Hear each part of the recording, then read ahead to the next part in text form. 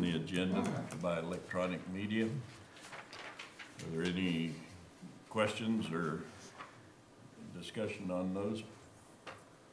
If not, I'd entertain a motion to approve the consent agenda. From anybody?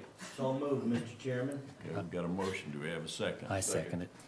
Okay. So you were gonna have to draw straws. Huh? Larry, Yeah, Quicker. I'll call it, I'll call it. he was We've quicker. got a Either that or my motion. left ear hears faster. We've got a motion and a second. Any further discussion?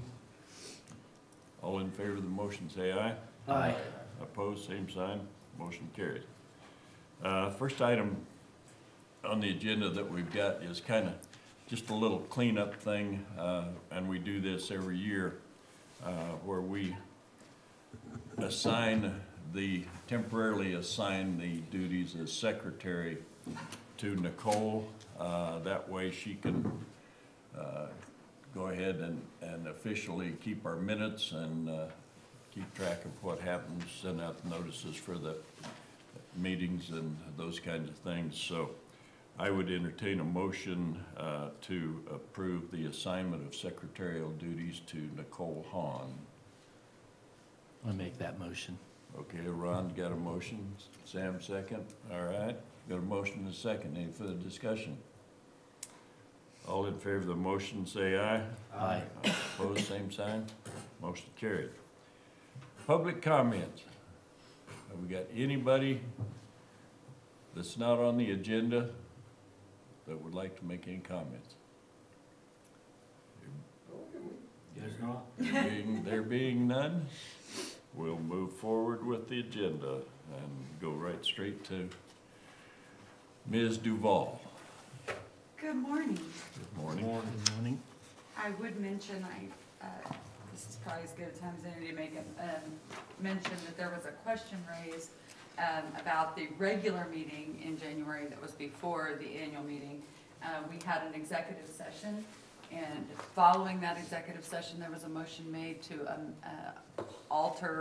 reallocate some funds, if you will, from the budget. They were already budgeted funds, but you opted to move them to another category. A question was raised that we had discussed budget in executive session. Those of you who were there know the executive session was actually relating to non-elected personnel and is deemed confidential and allowable to discuss by Open Meetings Act. But I just wanted to clarify that for anybody who had questions. There was not budget discussion in executive session. There was, however, personnel discussion that is protectable in executive session. So any questions from, you weren't there, so you probably don't have any questions. Okay. All right.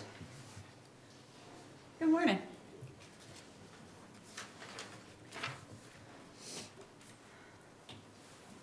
Sorry, my monitor's a little wonky. Okay, prospect 219. I met with a new prospect on February 1st and ended up meeting with them. They thought it would take 45 minutes to an hour, and we met from 8:30 in the morning till 3 o'clock that afternoon. So it took a little longer than they had anticipated. We were able to incorporate in utility providers and brought in a broker to discuss some potential sites for them. We have submitted a couple of sites to them for consideration and are moving forward with answering additional questions for them. It is an industrial project.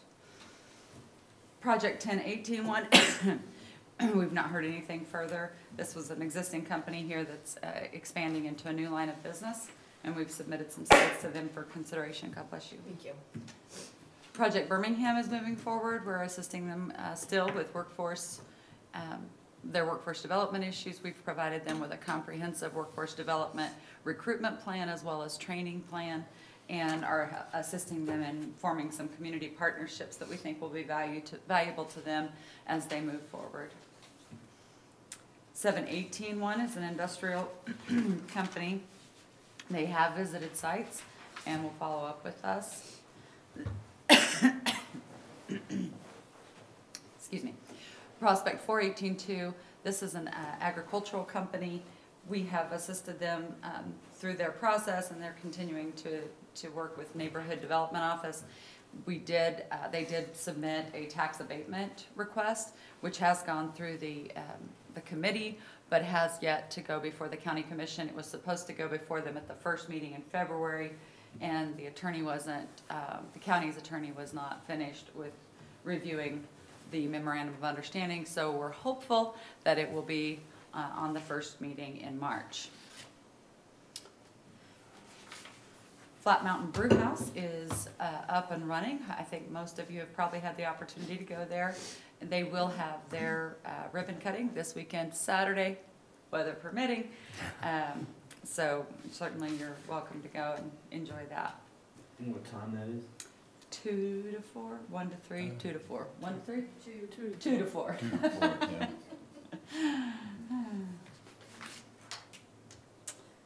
Project Rochester, this is the project that has been making its way now through the City Commission. We've been working with them since November of 17, so it's exciting to see them to this point. That is the parcel of ground, if you will, between the Quick Shop and the Target. So that bare ground that we kind of got skipped over as we were doing development.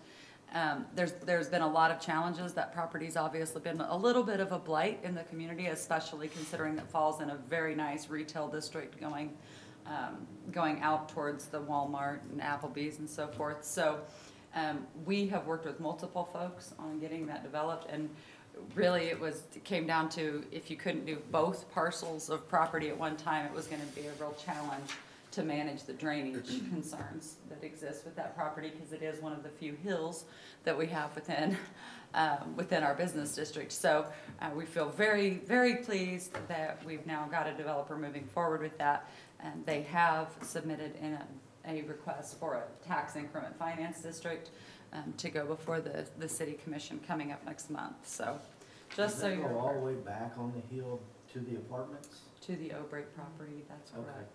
Mhm. Yeah.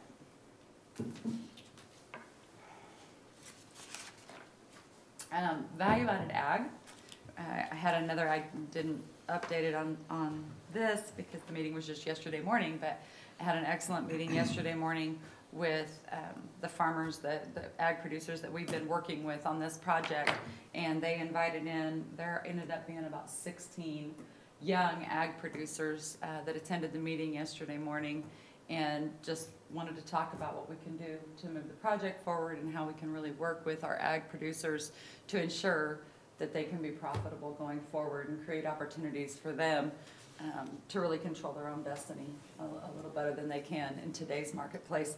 Excuse me. So that meeting went exceptionally well, and I think we'll see some pretty good movement going forward on that. Senior Living Community, Midwest Health has received their final licensing, and they are accepting new residents. The last I talked to them, they were up to 37 residents, and folks seem to really be liking the facilities, so. So did all the folks get transferred from the existing facility out there? They did. Okay. They did, Their yes. nursing side is doing Skilled pretty well. nursing side. Skilled nursing, it's a little slow on their assisted living, their apartment side.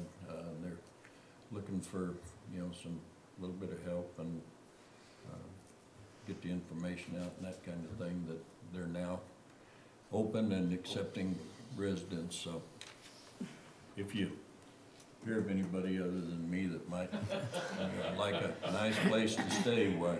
Be roomy. It's really nice, really nice. Hey, could we have our meetings out there then? 'Cause that's a really nice building. They've got a really nice dining room. And too. they probably make us probably do breakfast. yeah. Yeah. Do they have an open bar? Mine And did. back to Evening the meeting, report. Yeah, mine was just information you might like to know. Okay, go ahead. Moving on to the transload site.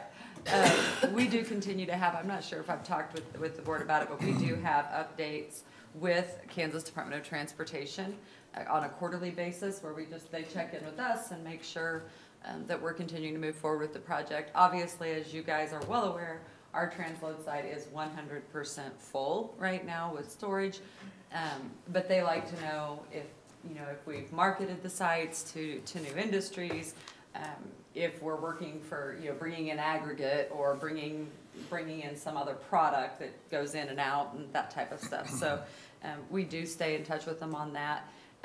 As you remember, they funded a total of $4.5 million towards that project. So obviously they care and want to make sure that it's a good, successful project so that they can hopefully reallocate dollars to assist other communities in development of transload projects as well. Do they have that platted out so that it, you know, for opportunities, Who's they? Us? We do, yes. Oh, okay, I guess. Yeah, that's us. I didn't know. Yeah, they're very flexible. TPNL, Garden City Industrial Park Partners, are very flexible in working on it. So we have actually taken a couple of industrial prospects to them Okay. that they would be happy to accommodate, to find a spot for them, if you will, within the transload facility. Obviously, right now, there are some challenges. If somebody came to us tomorrow and said, hey, we're ready to start construction, we need 50 acres, that could be a challenge, because we obviously would have to move some stored product around, and a lot of that product that's stored there is there in safe harbor. So it's actually not going to be moving anytime soon.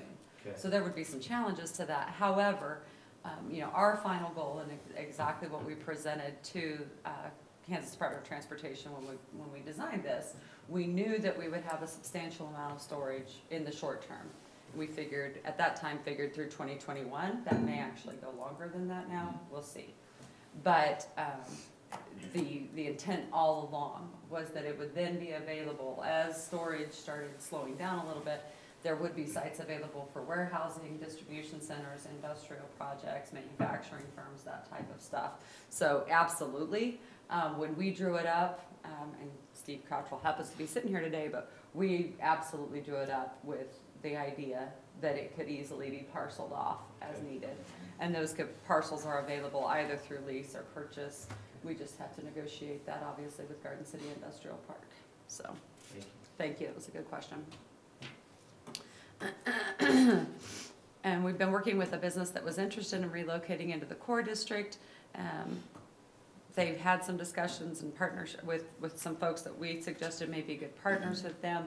I think they've opted to move to another location close to where they are currently instead of going in to the core district. They had some concerns about having to parcel a building down to the size they needed. So I think they have decided to go the other direction now. So is that in Phoenix County? It's in Garden City. Okay, good. No, They're currently in out. Garden City and they're gonna stay in Garden City. Thank you. Yes, you are very welcome. We just like to bring folks down to the core and downtown district whenever we can, Okay. create additional opportunities down here as well. All right. Okay, lots of meetings in February. If you go back and look through that list, you'll see there are lots and lots of childcare meetings. I think you're probably all very well aware of the work that we've been doing on childcare.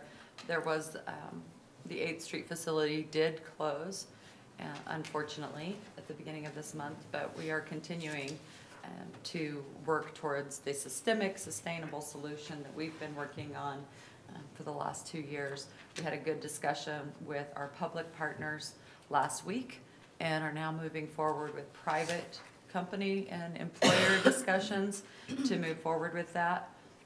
As a reminder to you guys, because we've been working on this for a while, when the issue was first brought to us that we had significant childcare shortages, our first reaction always is to find a private solution to that, much like we did with senior living. You know, when that issue came to us, we didn't decide we would build senior living, but we knew we could go find those private entities that provide that and work with them to develop a project here, which we did.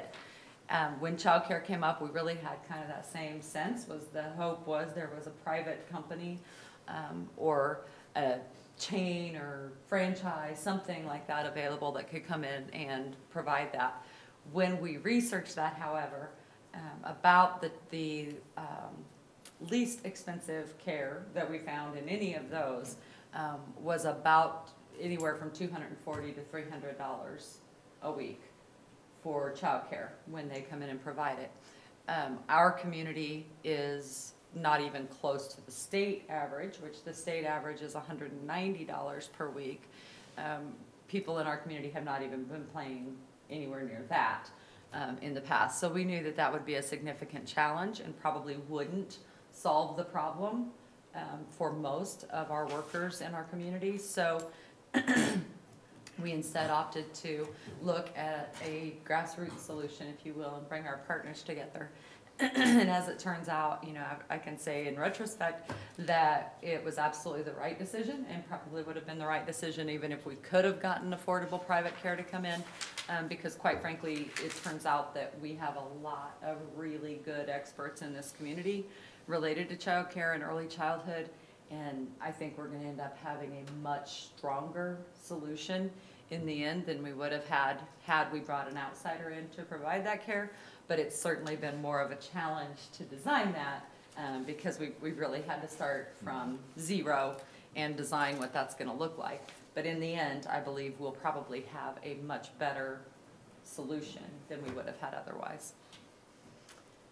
March is going to be very busy as well. I should also tell you I did attend World Ag Expo in Tulare, California the week before last. It was, this was my 9th year, I think, of attending that. Every year when I come back, I tell you guys, it continues to be a nightmare in the Ag Valley out there in California. There are significant opportunities for us to bring industry out here from that region, simply because they've been a lot of concerns, but probably the primary two issues they have are urban encroachment and regulatory environment is a challenge for them. So, you know, when when Western Kansas Rural Economic Development Alliance started going out there, it was really to recruit dairies, and we were very successful at doing that, at bringing back some pretty large dairies to the region. But our discussions especially I would say the last 3 years, have largely centered around all types of ag, not just dairies. So I think there's going to continue to be some good opportunities for us to continue to grow our standing, if you will, in feeding the world. So it was, and again, it was another good year out there, and we always learn a lot when we have discussions with those folks. So the end of this month, or at the end of March rather, I go to Washington, D.C. with the Western Kansas delegation. So I'll be out of the office on Monday and Tuesday, the 25th and 26th, I think it is.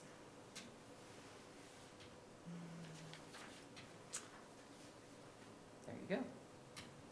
And that's all I have for you this morning, unless you have questions for me. Any questions? Hearing none, move forward. Nicole. Good morning. On January 17th, the Garden City High School had their freshman career fair. We had just around 40 employers that showed up. This was rescheduled from December due to some scheduling conflicts. That number is a little down from last year's participation, but I think a lot of that have to do with the timing change and rescheduling, and it just didn't work for some people's schedules. They had about right around 400 freshmen, which isn't all the freshmen, but due to, I guess the career fair was kind of set on a reward basis. So if you had bad grades, you didn't necessarily get to go to the career day because it was kind of you're out of school for that morning. So not all of the freshmen were able to attend, but the majority of them did. About 400 of them then. We took them in 2 groups, kind of ran them through like cattle, but it was great, and I think they got some really good information out of the career fair. Most of the employers were really engaging and interactive with the kids. We're going to next year encourage them to be even more so. We have some communities, smaller communities that do much the same thing but on a smaller scale, and a lot of the same employers are there. But like they talked about how Sunflower actually had like a mini, like a model of how the plant works that they take and the kids could see. And so we need to talk to them about, hey, you need to bring those to the freshmen too, not just the smaller kids, but the freshman kids too, because this is actually an opportunity for these kids to really understand. They're getting ready to pick their academy for their sophomore year. So they need to understand the career choices that are available to them and what that career is called. Shannon, not to steal his thunder, but he did a job shadow last week, and the kid's obviously interested in statistics and numbers, but didn't necessarily know that maybe that's what it was called. So after, you can kind of sit down with them and say, okay, what are you interested in? Okay, this is the career choice that you need to go into. There's that education there that we're still kind of lagging behind of, and you know, these kids are probably by default going into academy that all their friends are going into because they know what they want to do, but they might not necessarily know what it's called. So I think that this event is making good strides towards educating these kids on this is actually the career choice that you're looking into. So we've also had the juniors and seniors request a spring job fair, which has never happened before. So this is a good thing. The kids are requesting a job fair to go to work. So we're going to put one together for April. We're going to kind of restrict it to. We've had issues in the past with a lot of employers going that can only hire 18-year-olds, and they get frustrated, and then the kids are frustrated. So we're going to really make sure that we put a emphasis on that these are 16, 17, 18-year-old kids that are looking for employment. So if you have those opportunities available, then please come present. If you're one of those that's like, hey, you need to go and get an apprenticeship before you can really work for us, we appreciate you coming and giving the information to the kids, but these kids really are requesting summer employment opportunities. Yeah, that's been a real challenge in the fact that we've had a number of these kids that have requested, jobs, part-time summer jobs, and they want to kind of intern in some of these industrial jobs, if you will, and in plumbing and electrical and a number of different things, and they're not 18, they're not old enough, so they can't go to work there, and it's been a real ongoing problem. So Yep. there's no immunity to that.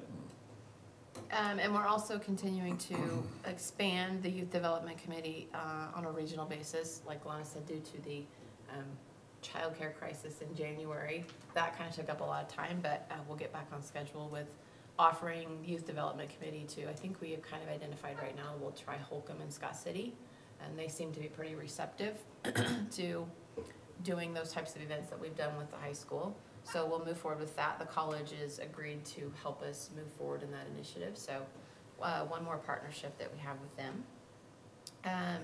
Speaking of the college, we continue to move forward with offering some specialized training to local businesses.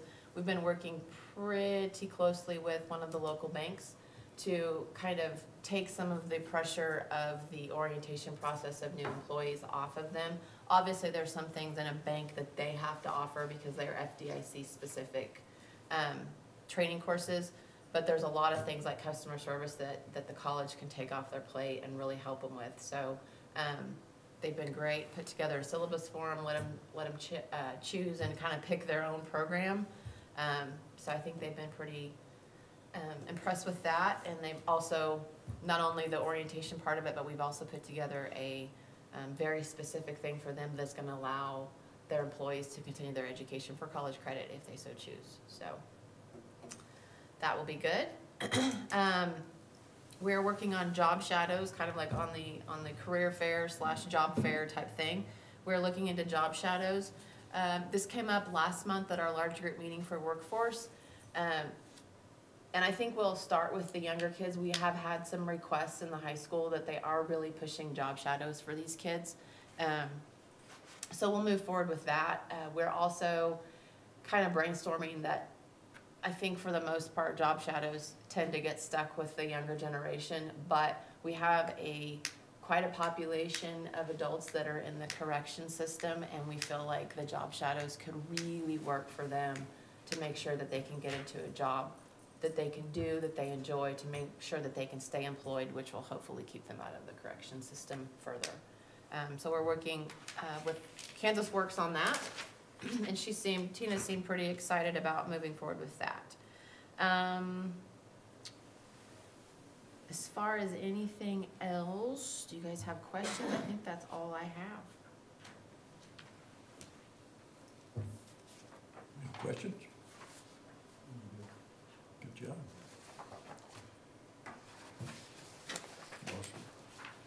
Shannon. Oh, Scott. We get out of line here. Well, this past 6-week period, since our last meeting, we had about 6,000 visits to the website. Most of the top stories were about people wanting more information about Flat Mountain and the city's informational schedule for the big pool update stuff. Another 400 to 500 read the story last week about Horse Thief Reservoirs successes and what they want to do in the future. And just to note, that story is going to get more attention soon and give us in Greater Garden City kind of more exposure, because Horse Thief wants to submit that story to area newspapers and let them read what's going on with Horse Thief. So that's kind of cool. You can see down below the post reach and for each of our Facebook pages, and our Twitter impressions were up in February, which is good. And you see our top stories of the last 6 weeks. Any questions about what we're doing? Pretty average month. But the Horse Thief thing's cool. That's cool. That's cool. It's cool. What's going on? Do you have a couple extra copies of this? Would you Sure. give Dwayne and Troy and Sheila a copy of that, if you would, please? So, and How's your Twitter account, Mr. Chairman? how's my Twitter account? Right now, it's not operational. Which is a good thing. I don't. Flipping on it. Let's just say it's flipping I on it. think you How's can that? really boost everything. I don't know whether it's gonna be back up and running soon or whether it's gonna be a little longer, but the public comments were a half hour ago. That's all right, Troy. His Twitter account will be up about the same time mine. That's a good response to that. Thanks, Scott.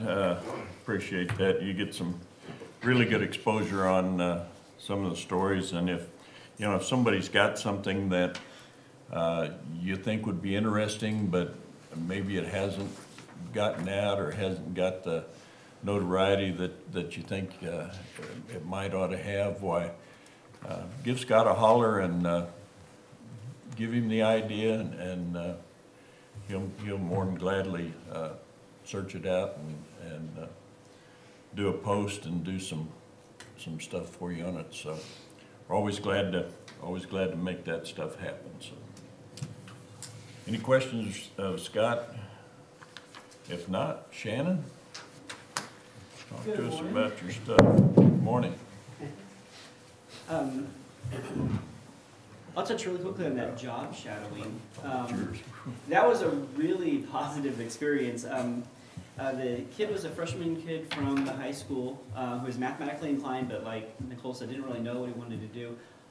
He came into our office for a couple hours, and I figured he was just going to sit in the back of the room, and just kind of watch me type on a computer, because really, when you're doing math and statistics, that's really what you do. But I mean, he really was engaged. We were talking about things I was working on some of the childcare numbers, and he's saying, wow, it costs a lot to build one center or something like that. I'm like, well, really, if when we're talking about stuff like building a road is like $1 million, like, oh my gosh, just a part of a road.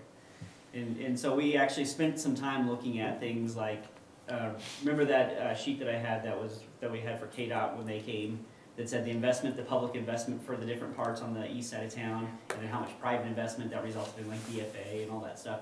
So it was a really good conversation. He ended up actually not even eating his lunch. He brought his lunch. We didn't even have, he didn't even volunteer to take time to eat it. So it was a good solid 2 hours. It was a really good opportunity for both of us. So if you have an opportunity with the high school to take on one of those job shadows, it was a good time. So the other thing, or the thing that I'm supposed to be talking about here, is an update to the numbers for childcare in Finney County. A lot of the numbers that we've been running with, it was from the initial report that we did back in 2012. And so I went out and gathered some data on this. So in Finney County, there's about 3,600 kids under 5 or 5 and under. about 9% of the population. In 2012, there was about 1,800 kids that needed childcare, and that is looking at the traditional statistics of people who put their kids into childcare. So, for example, infants from 0 to 1 years old, 1 of every 5 go into childcare. So 4 out of 5 kids do not have childcare when they're infants. 1 of every 4 1-year-old, 1 of every 3 2-year-old, 1 in every 2 3-year-olds, and then 2 out of 3 4 and 5-year-olds. So as they get older, more and more children go into childcare. So that's kind of how we get those numbers. If you look at our numbers, the most updated I could find was 2017.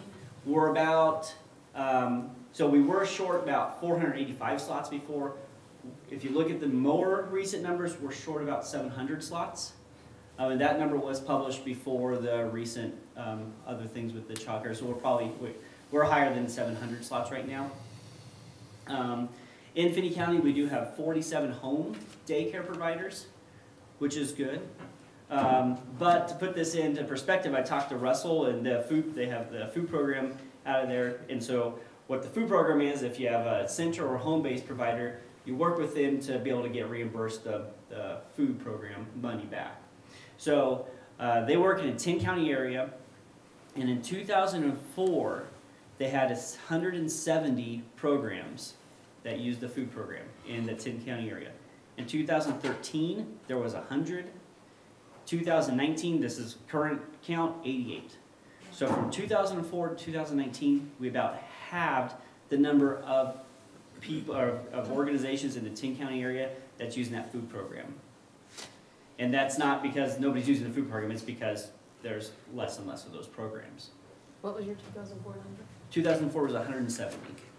And they're going to work and give us specific on counties as well, but that was just a quick number they could pull. We do, out of their service area, Finney County is the largest provider.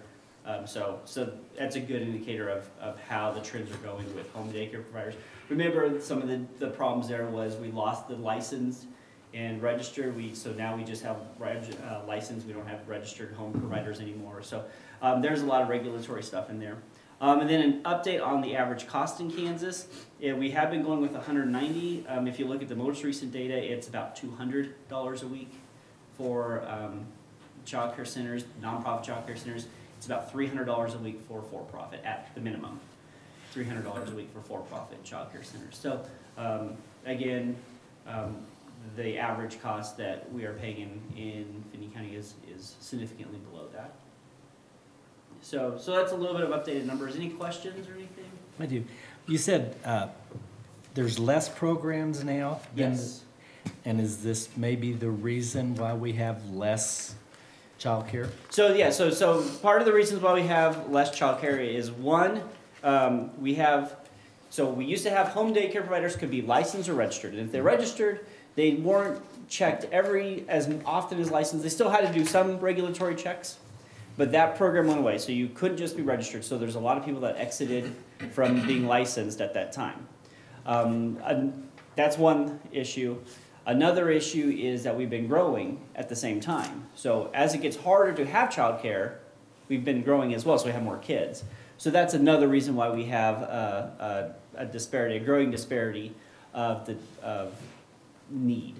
And this is actually, it's really interesting that in 2004, there was 170 programs that use that food program, and now we're at half of that. And it's not because we have less kids. We've grown since 2004 as a community.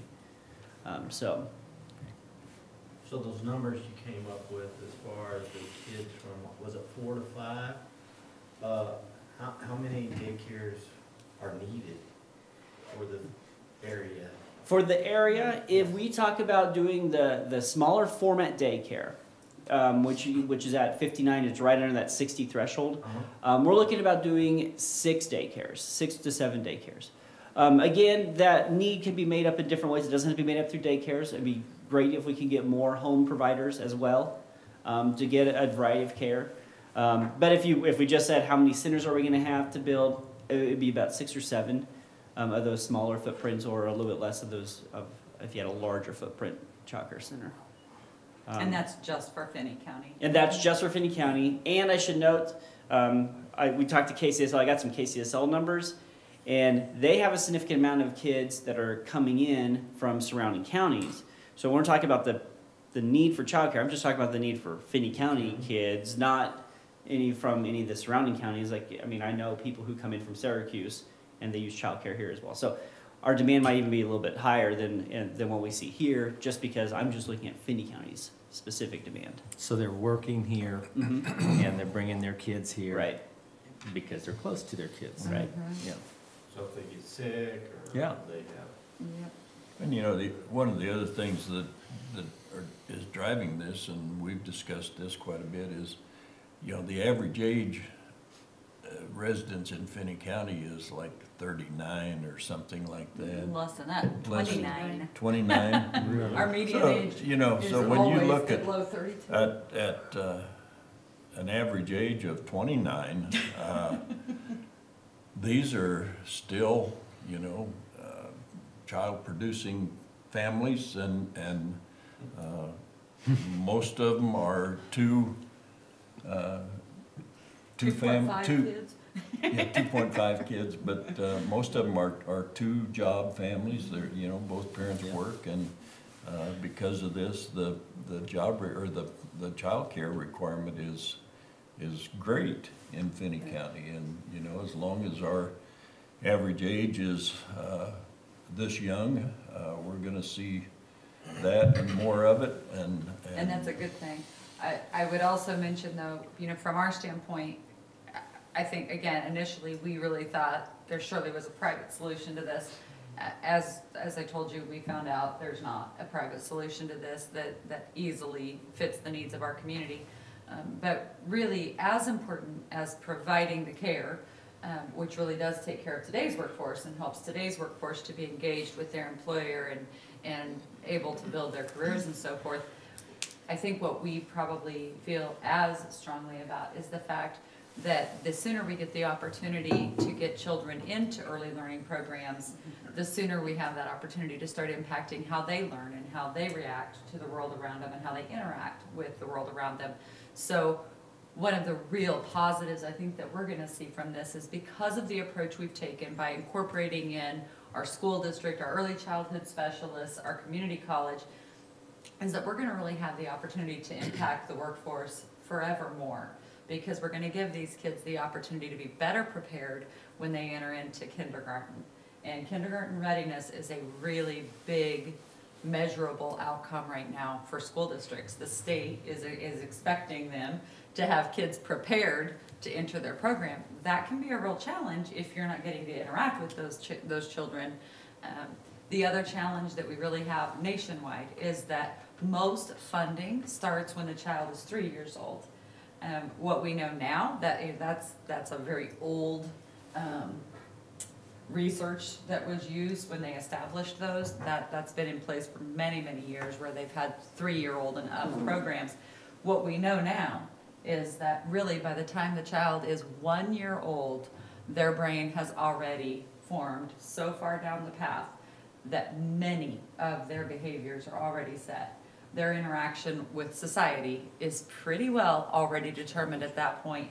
So the sooner we have the opportunity to interact with children and provide them with the opportunities they need to learn, the better opportunities they're going to have going forward, not only when they enter into school, but certainly the opportunity for educational attainment and career attainment following that time. So. Yeah, and you've probably seen recently there's been a lot of television ads that you know, are saying that, you know, if your child is not exposed to daycare or some other form where somebody's reading to them, or they've got exposure to other kids and the ability to mix and mingle, if this is not happening with your kids before they're 3 years old, then they're going to be behind virtually forever as they go through school. So it's really an important thing, and something that needs a lot of attention, and obviously staff is working very diligently on that. So So that's why we're all still playing catch up. That's why we're still That's playing why you're so catch-up. far behind, Yeah. Sam. Yeah, we're still trying to figure out what's happening. The funding, the funding that you're talking about, is that state funding or is it federal funding? What kind of funding? For our programming? Yes. Yeah, so what we're looking at is a public-private partnership that it would allow for us to create this initial network that really is gonna oversee everything. The network itself will operate some childcare facilities, as we've discussed, but will really serve as a support system for the entire childcare and early learning network. So a home provider could come to the network and say, gee, I need training in such and such, or I have new staff, I need to get fingerprinted, or whatever the case may be. So the network will not only operate some childcare centers, but will also serve as a support for other childcare centers, whether they be faith-based centers, school district centers, home-based centers. So we really feel that it's important that we have the buy-in from both private employers as well as from our public sector, because it truly is a problem that impacts all of us. One of the interesting things that we've been able to do as a part of this, we got I know Shannon went over the report we did for a local employer a couple months ago, and they allowed us to do a survey of their employee base and just find out, what kind of problems do your employees have related to childcare and other issues. We made it a broader survey than just that. But by being able to do that, it allowed us to really hone that survey to make sure we're gathering the right information. But it will allow us, anytime we're talking with an employer about being a part of this public-private partnership, we can actually, at the employer level, be able to tell them, this is how much it costs you in productivity by not having adequate childcare available. This is how many people you lost in the last year because they couldn't find adequate childcare and had to exit the workforce, and those types of things. So we can really drill it down directly to the business themselves so they can see for themselves, not just in general, we know that it costs us this much in productivity. It can really be brought down to the level. So, if somebody, absolutely, if somebody needs to go to their board of directors, yeah, they can say, hey, this is what it costs us to not have a solution. We can have a one-time commitment of this that solves it going forward. It only takes us 1 year or 2 years or 3 years to pay that investment off, if you will. So but fortunately, that's where we are now. We're ready to have those discussions with our private employers. We have a couple of those meetings set up next week, and we would love to have any other employers that have an interest. I would tell you that you don't have to be a large employer to see a benefit. If you're employing folks, as Tom said, in that younger age range, and that, at that time frame when they're growing families, you're being impacted, whether you know that or not.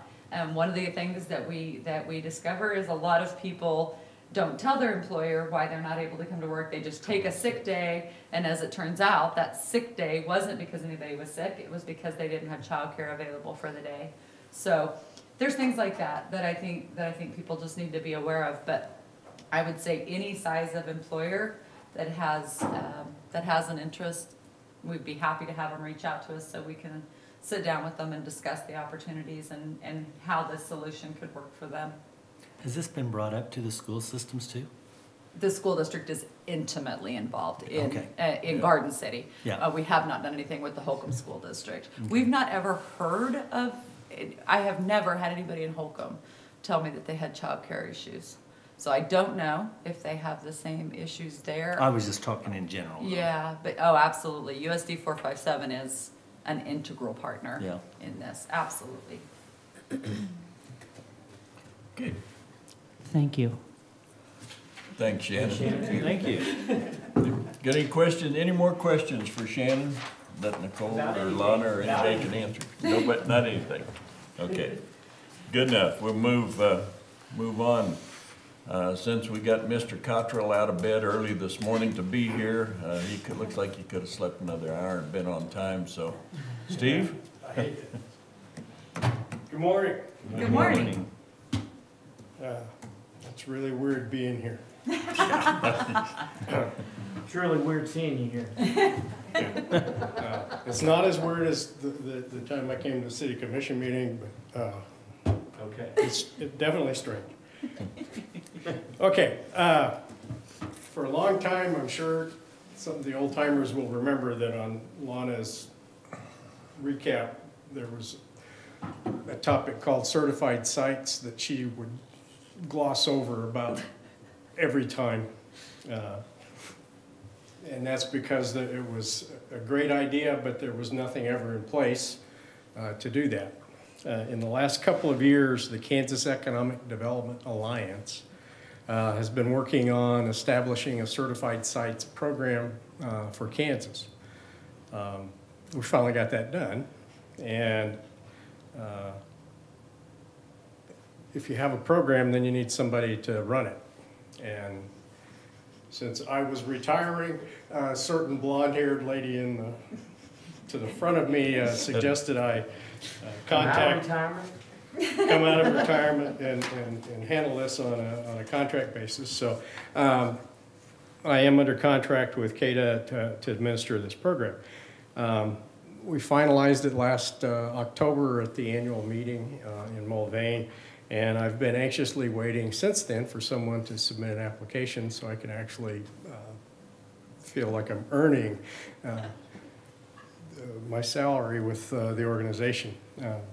And if you paid attention to the Lana's meetings for February, we did have a short discussion the other day about submitting a couple of sites for FCEDC. The program is, as I said, is through the Kansas Economic Development Alliance in partnership with the Kansas Department of Commerce. It's funded through donations from Kansas Departments of Commerce, Agriculture, Transportation, KCP&L, and Sunflower Electric.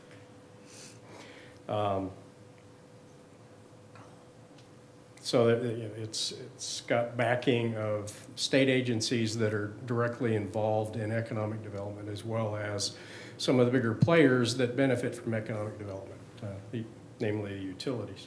One of the things that I worked on late last summer and up until the annual meeting in October was fine-tuning the application package and getting it into position to where folks could use it and apply for it.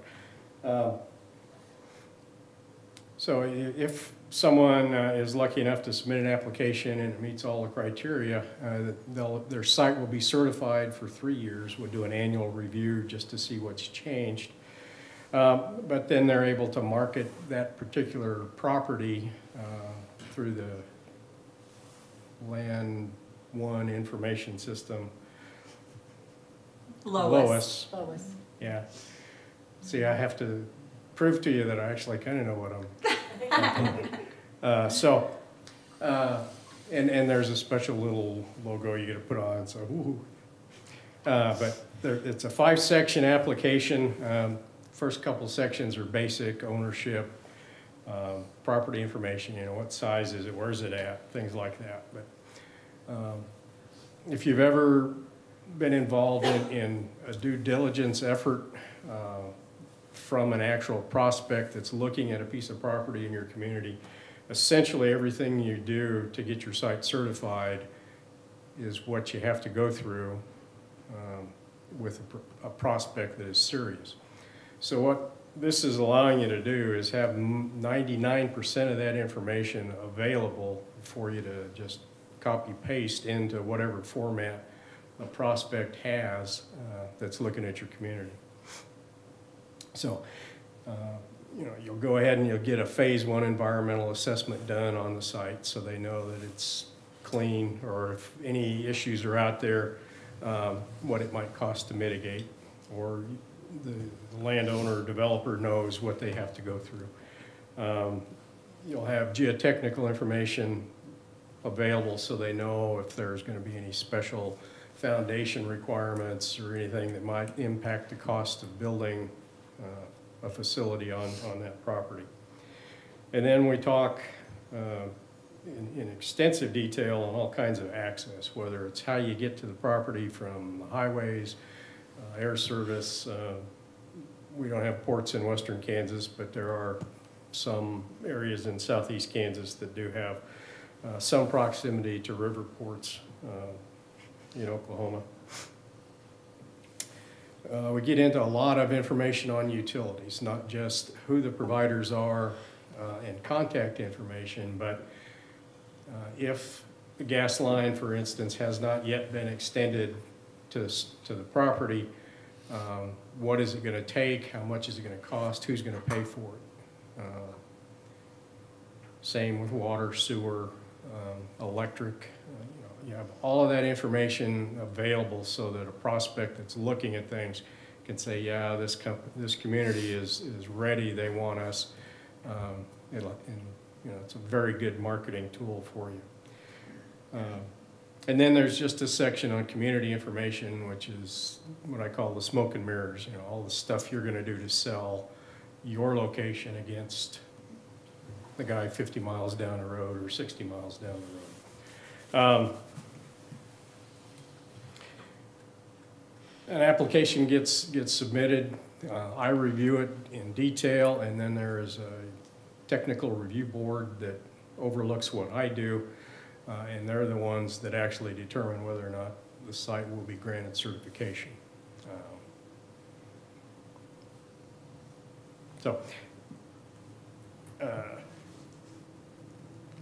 As I tell people, this is not a one-person job. You need a team to put the application together, because as Lana and I well know, working on due diligence efforts with serious prospects, or what we think are serious prospects, it's definitely a team effort. You need to have all the utility players and everybody on board that, yeah, we are going to market our property. We're serious about economic development. These are the kind of industries that we want to target, but so that you're not just broadcasting out and applying for everything that Commerce sends at you. In fact, when I was making the presentation to the Economic Development Alliance at the annual conference, I said the number one in my list of where contacts come from are self-generated. And that kind of surprised everybody, because being a Commerce associated organization, they figured that all the contacts came from the Department of Commerce. And Lana and I were able to sit there and say, oh no, we go find our own, we make our own. And then you've got the local business that, as Lana said, she's been working with a couple that want to expand product lines or new areas of focus and things like that. So anyway, we have a program. I'm in charge. God forbid, or save the unsuspected. But I'm just waiting to go to work, and Getting paid for nothing, is that what you're saying?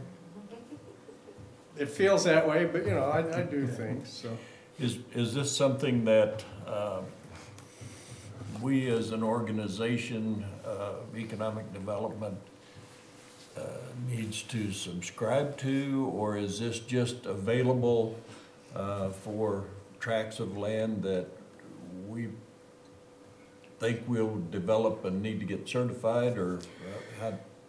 There's no subscription. It's basically if you've got an industrial park. Let's say that TP&L and the wind business was fading out, and we've now got a 300-acre industrial park, or 500 acres if you consider everything that TP&L's got under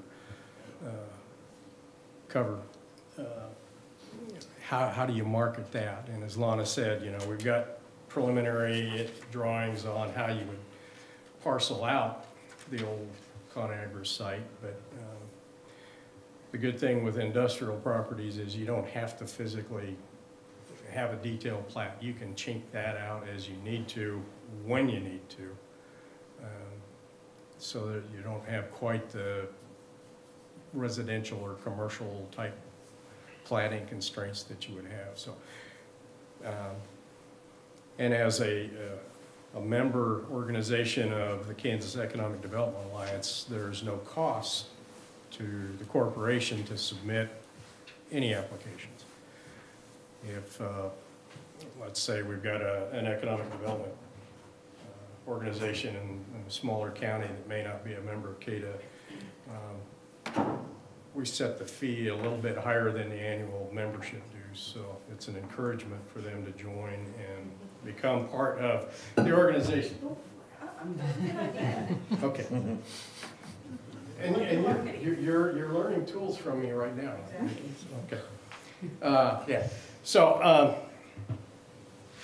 yeah, it could also be a large developer with a tract of land could attempt, want to get their own property certified without the involvement of the corporation, which is doesn't make a lot of sense in Finney County, but elsewhere it probably does.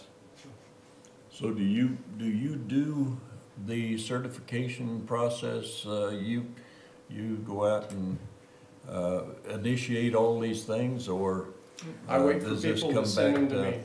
Yeah. You wait for somebody to send them to you? Yes, Yeah. so we're doing, we've decided that we'll probably start with 2 parcels, one commercial and one industrial. As a statewide organization, I was on the board of KEDA, full disclosure, when we were exploring this idea, and we really wanted to promote industrial sites primarily. But there's certainly no reason why commercial sites, specifically for a community like ours that is growing in the retail and service sector as rapidly as we're growing in the manufacturing and industrial sector. So we can do commercial sites. So I think what we're gonna do really, quite honestly, and you guys are well aware of this, but we already know our sites, so when I talk to a prospect, I've already decided what the best use of a certain site would be, and we're intentional about going and getting that kind of a prospect for it. Most communities are not geared that way across the state. So, our hope in developing this was that it would allow some communities to start thinking that way and really help some of our landowners in communities to get those opportunities generated for them. So, from our standpoint, we've chosen to go ahead and move forward with this, really because nobody else in the state has taken advantage of it yet. Sadly, I mean, the last 2 years, I heard about this constantly while I was on the KEDA board from communities saying, this is all we need. If we just had this, we could go to the next step. Unfortunately, either they don't have the time to dedicate to going and getting that information, or they simply haven't made it a priority yet. So we decided that it would probably be wise for us to show that the process works, and it works readily and efficiently and all of those things. So we've opted to go ahead and certify a couple of sites, really as much as anything, so that the rest of the organizations across the state can see that it is doable and that it's valuable As an to example. do. Absolutely. So we're going to serve as a good example. That's right, Phil. Well, I think, we've pretty much always done these very things, when we get a prospect, but I think probably the exception in Finney County is the fact that unlike a lot of other communities and counties and one thing or another, we have really good relationships with the city and the county, their workings and stuff together, and the other entities, the college and the school district and all of these in Garden City, Finney County are very closely related and work really well together, and a lot of communities don't do that. The city commission or the city council and the county commission or whatever, they don't even speak, and they've got a real adversarial type relationship, and that's something that we don't have, and we've always been able to work these very things that Steve's talking about now you know, with an inter-community situation, so. Well, and our relationship as a corporation with those partners is very different than a lot of communities. You know, for instance, when the city, you know, when they were buying properties for water rights, they were very trusting in telling us, hey, we're buying this for the water rights, we don't need the surface, go find a project for this. DFA sits on one of those parcels right now. Not every community has that. So we're extremely fortunate, as you said, Tom, in that they get along, but also that they trust their economic development office to do their job. They know what our job is, and they trust us to do it, and not every community can say that. So what, is there something that you're asking for today, or just the information purposes? No, or, this was basically the just fact that giving you some information on the program, Overview of the program. and so that when Lana says she's working on something, you know why. Yeah, and I know and understand this. Vicki, you have, Can I ask a question? So the initiation of this process, does that come through economic development or through communities, or can, say somebody who owns some property wants to have their site certified, who do they go to? Economic development, or do they come directly to you? No, they would, Start. hopefully they would go through the Yeah. economic development. come through our Corporation. office. Like I said, you know, they're some of the smaller counties, or even those that don't have good city-county relationships between the governing bodies, that may be a little harder to figure out how to get into So that process. your services are available to organizations like this rather than just individuals directly? Now, if someone were to contact me with a question, how do I get started in this? You know, I would certainly visit with them and try to understand the circumstances in their locale and steer them hopefully in the right direction to get a good product. So Steve, you help them gather all the information pertinent to the parcels that's setting up? No, I review it. Just review it? Yeah. The part of the challenge with, if you will, with certifying sites, the initial idea came, there are many states that do offer a certified sites program within their state. The idea behind it being that when site selectors, the consultants, if you will, that get hired by companies are looking for locations for their businesses, they're putting out a broad net and saying, who has a property that fits this?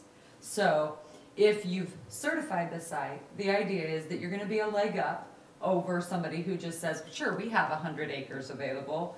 If you're able to say, yes, I have 100 acres, yes, here's the guaranteed price on it, yes, it has gas service, yes, it has electrical, no, you've got to extend water, you know, as Steve said, all those questions that come up in that first period, if you're able to say, all of these things have been done, here it is. However, there's also a challenge in that, because who certified it, right? If I'm a site selector and I call you up and I say, hey, I see you have a certified site, tell me about that. And I say, oh, well, I certified it. I went out and I found that information out, and there it is, I certified it. Well, that's me being a salesperson. That's not me certifying it. So it really is necessary that we have checks and balances. So the idea is the community does the legwork. They find out the answers to those questions that are in that format as Steve described. But Steve's role really has to be, Hands-on. you know, I didn't discover this. I verified that this information was correct. That's his role. And then we went the step forward with that review council that then gets the opportunity to say the community gathered the right information. Steve Cottrell verified that the information was correct, or corrected the information as necessary to make sure that we were accurately representing that site.